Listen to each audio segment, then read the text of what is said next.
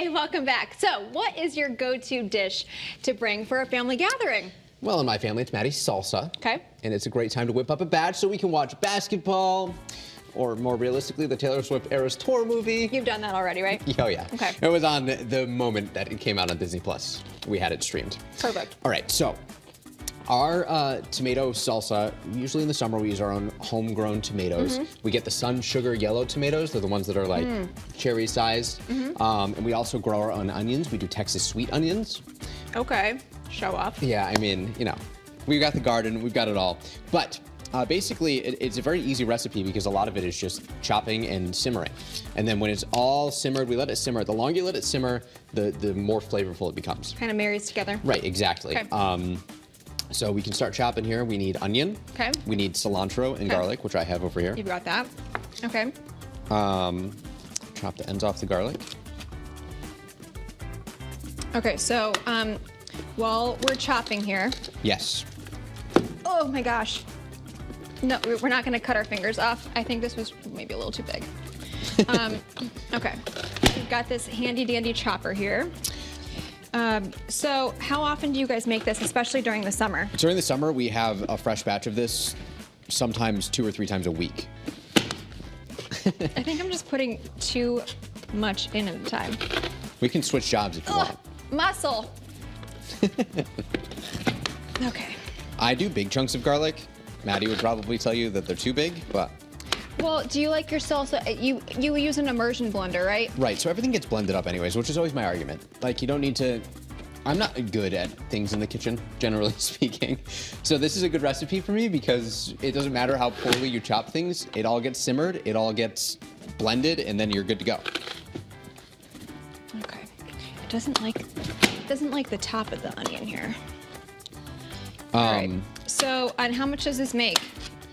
I don't know offhand because we always sort of adjust the recipe to wherever we're going. Like if we're gonna have people over to, you know, fire up the grill in the backyard, we'll make a big bowl of it. If it's just a container to get us through a few days, then we make smaller versions. Okay. We also sometimes in the summer we'll use heirloom tomatoes, which we get at local farmers markets. We support the local people, or whatever we can't get at a farmer's market, like we'll grow ourselves. Oh, perfect. And so it's really easy. And again, same thing with the cilantro. So it's nice and fresh. Everything is fresh when we can make it that way. Yep. We cheat and use Rotel canned tomatoes in the winter months. That's what we're using today. And like, I don't know. Okay, so we're putting the tomatoes in. I just chopped that onion up, barely. That was rough, sorry. Okay. There's cilantro, a little cilantro and some garlic. Garlic.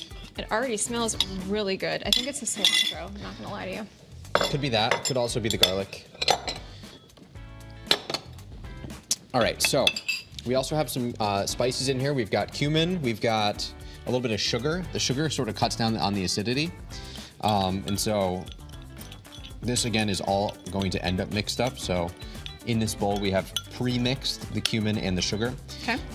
The sugar is sort of the secret ingredient to this because again, it cuts down on the acidity. And sometimes with the fresh tomatoes, you can really taste the acidity in them. And so to have that sugar just cut it a little bit, sort of gives it a bit of a little less of a bite. Okay. And then of course, once everything's mixed up, we squirt some lime juice on there. Fresh lime juice? Oh yeah, you gotta go fresh. Okay, love it. We buy this. So do that before you do the immersion or after? Yes, but you can also add a little bit more to taste. Okay. And that's the nice thing about this recipe is that it's very like scalable. You can scale it up, you can scale it down, you can... And you can kind of customize it too. So like if you like, okay, so that's all mixed in. You want to put the lime in. Yep. And then we've got the immersion blender, so I'll switch places with you. Sure. And then we can, we've got this other pan here simmering. We're gonna be eating good here after, so let's see here. Oh, it smells so good. So Mike, we just blend this up? Yep. And do you get it really smooth, or do you just kind of like leave some chunks? Depends. When we make it specifically for tacos, we usually smooth it out. Yep. If we're eating chips with it, we leave it pretty chunky. All right, you tell me what you prefer. I mean, we got some Xochitl's, our favorite corn chip. Let's make it nice and chunky. Chip of choice? Yeah. So what do you think? You want a little bit smoother or a little bit? A little bit, yeah, a little smoother. Okay.